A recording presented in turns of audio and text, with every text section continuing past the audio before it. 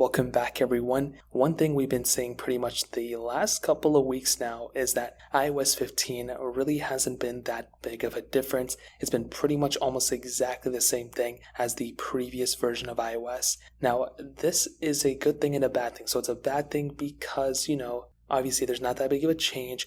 It's a good thing because, first of all, it can, go ahead and clean up everything that's wrong with iOS 14. But on top of that, it can be a good thing because potentially with iOS 16, this could be another massive refresh that Apple extremely needs really, really bad. It looks like this year, 2021, is not going to be that big of a difference when it comes down to essentially not only iOS versions, but also iPhones as well. There really isn't that big of a difference, and that is pretty much a humongous problem when it comes down to these type of things. You want to have software, you want to have these type of, huge advancements year after year. And when you have like a placeholder year like this year is, it kind of makes it seem like it's kind of like an S upgrade every single way around. And I don't want it to be that way. We've seen a strong presence for Macs, MacBooks and iMacs.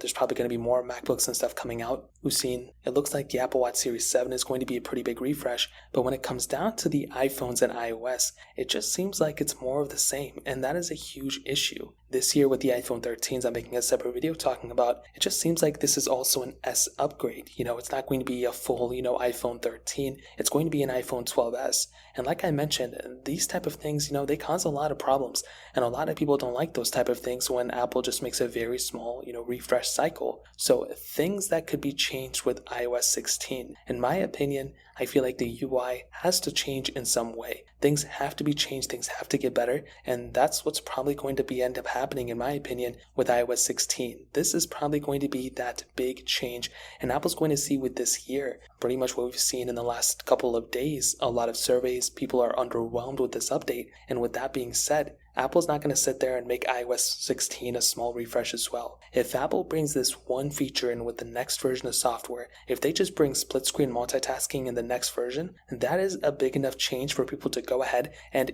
easily update to, in my opinion. That is a huge change, and iPads have had it for a long time. They keep making these changes with Safari and all these other things that nobody asked for, making the settings panel look a little different. Like, nobody really cares about those things. People care more about UI refreshes, and with this next iteration, that could honestly end up being the case. So take it as you will, but that's essentially what I see happening. If you guys have any other questions or anything like that, let me know in the comment section below. Hit the like button, that would mean so much, but definitely hit that subscribe button. More importantly than everything else, I love every single one of you guys.